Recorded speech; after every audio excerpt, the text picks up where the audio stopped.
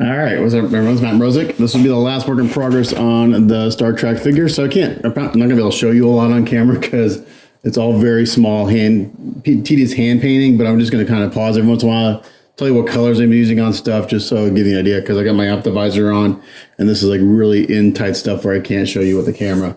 So what I've done so far this morning is I've painted the communicators and all their rankings on their collars. And these turned out really nice. And for that, I used my brush. I used a Winsor Newton 000. This is the only Winsor Newton brush I own. I bought a bunch of these a couple years ago. I spent like $100 on brushes and destroyed them the very first time I used them because I didn't realize you can't clean them with lacquer thinner. So yeah, dumb mistake on my part. But I do, now I kind of know how to take care of them. This is like the one brush that I really baby because this one's not particularly expensive. I think it's like $20. But this is really great for hand painting those details. So for the colors for the communicators, I used Vallejo liquid metals, and I used gold, and I used silver. So these are fantastic paints. They look beautiful, hand painted or brushed. They actually look better as you brush them. The paint kind of polishes out a little bit. So I did the communicators and I did the rankings on their collars. So like here's Worf's head. You see, you get the ranks there. And it's interesting as I paint these because you can totally, and I've said this before, you can totally tell they're different sculptors just because of different details in the thing.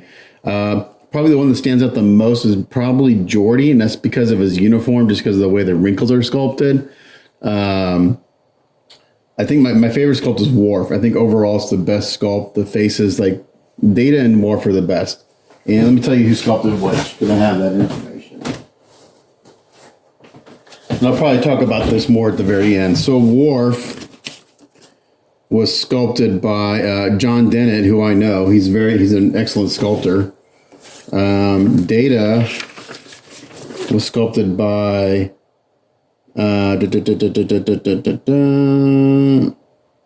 Tom Kuntz, who I don't know. That's the second. Those are the two best sculpts. LaForge was sculpted by Joe Slockbauer. I don't know who that is. Again, these are from the 90s. So, and then Kuntz did Riker. So it's interesting because again, Kuntz did Data, which is absolutely spot on, and he also did Riker, which is a little off. But again, like I said, George was working directly with the actors, and Jonathan Frakes approved this sculpt. So it's interesting. That's just my opinion. So the next thing I'm going to do is, so basically all the uniforms are done except for Worf, which I've got to paint this thing right here. I'm not sure what you call it. So I'm going to do first, I'm going to base coat everything in silver, but then this is going to take a while. And then he's got all these little straps that go between all the metal chains. So I'm going to paint everything in metal first, and then we go there and individually paint every single one of these like cloth ribbons or whatever you want to call it. So I'm going to probably base coat that in, I wish I had, I'll probably mix up a little gold and a little silver because it's a little bit on the warm side and it's not quite silver. And then paint that, and then we'll do the other part. Okay, so after a couple hours, we got Worf's sash, whatever this thing is called, painted. It looks freaking awesome. Just glued his head on, so now Worf's uniform is technically done. All I gotta do is paint his sword, or whatever, batlay, I'm not sure what it's called. So I gotta just paint the handle that's in his hand and paint the blade. So I'm gonna do that next. Yeah, this looks really good. It took me exactly a little over 2 hours to paint that whole thing, but just had to go in there and paint all those little cloth, I don't know, pieces of cloth, but it looks freaking awesome. You know, now his head's on, he's one piece, so these look absolutely fantastic. So I'm going to keep painting and just chime in when I get something done. Okay, so a little update on the progress. So Data is done, Riker is done, and I just sealed Worf's, I think it's called Batley. So he's done. Only thing left to do is paint the tricorder, which this will take a very long time because there's a ton of detail on it. So I'm going to work on this, and I anticipate this will take me most of the day to complete. The sculpt on this is just really done well. So all the buttons are there and represented. So yeah, this will take several hours to paint. But after that, I'll glue this on the forger's hand, and then this project is a wrap. So hopefully I get this done today. We'll see. Okay, and with that, these guys are done, and they think they look really freaking amazing. So the tricorder took me a couple hours. It looks pretty good, I think. All those little buttons and stuff. It is way too small for me to go in there and try to hand paint little text and stuff. The box art shows some text on there, but my guess is that it came with some decals that I don't have. So I just painted the buttons and made them look real pretty. Mainly the big screen right here, I think, has a decal that came with the kit, because on the box art you can see like the chart and stuff, but I don't have that, so I just kind of made a glowing light effect on it. So yeah, these look really good. So there's Jordy, there's Data. Let me get these on a turntable. We'll spin around for each of them. Now these do pin into these bases, but they're not really attached per se. They can fall out pretty easily. Yeah, these look really good. I'm super happy with them. I hope my client likes them. These will display nicely. I think the bases turned out pretty good. Those were quite a bit of work. But yeah, really sharp looking. So I was looking for reference for the tricorder, and I found one from Hero Prop Store. I think they sell like actual screen use stuff, or they're replicas. And so the tricorder actually has like a speckly effect to it. So that's why I replicated. I'm not sure if you can be able to see it here in the camera.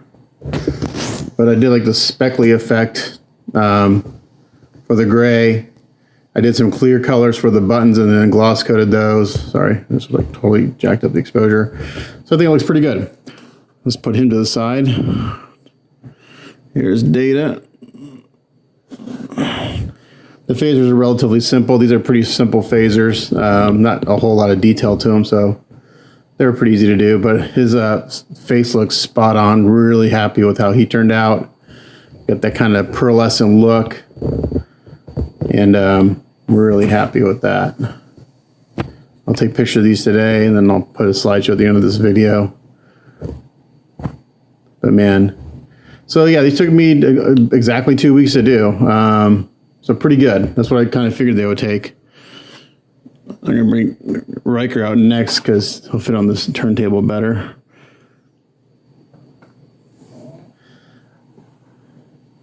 He looks good. Again, the sculpt is not 100%, I don't think, but I'm real happy with the skin tones.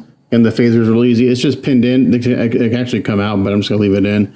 The communicators were pretty easy to paint. I painted the background gold and then the little Star Trek symbol silver. Yeah, these look good. A little dust on this base and everything. Everyone was making comments on how clean my workbench was when I posted a photo the other day. It's because I clean off my bench every once in a while. But yeah, really nice. And let's bring Worf out. I think Worf's my favorite.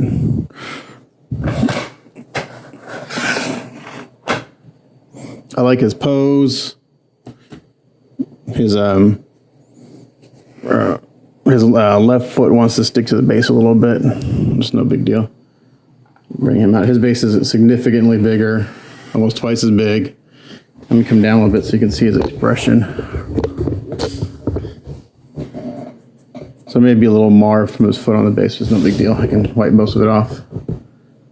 Yeah, he looks really good. I'm going to keep this removable so my client can pin it in when he gets it. And it is wavy because it's made out of vinyl. I've tried my best to like heat it up, flatten it out, and cool it down. But it's got like a memory, so it kind of goes back to this. But you know, right here you really can't tell that it's not perfectly straight. I think it's okay, especially once it's in this display cabinet. I think it'll be fine. But yeah, this looks really awesome. Crazy happy with how these turned out. This sash turned out really nice. It wasn't hard to paint. Just took a couple hours. But there you go. So I'm going to call this project the Away Team, because it's kind of like what they are. They're kind of like an away team, and they look fantastic. So that's it for this project. I'll put a slideshow at the end of this video for you guys to check out the studio photos. And for anyone who watched this series, I appreciate it. Thanks for tuning in, and we'll do another one soon. Thanks for watching. Bye.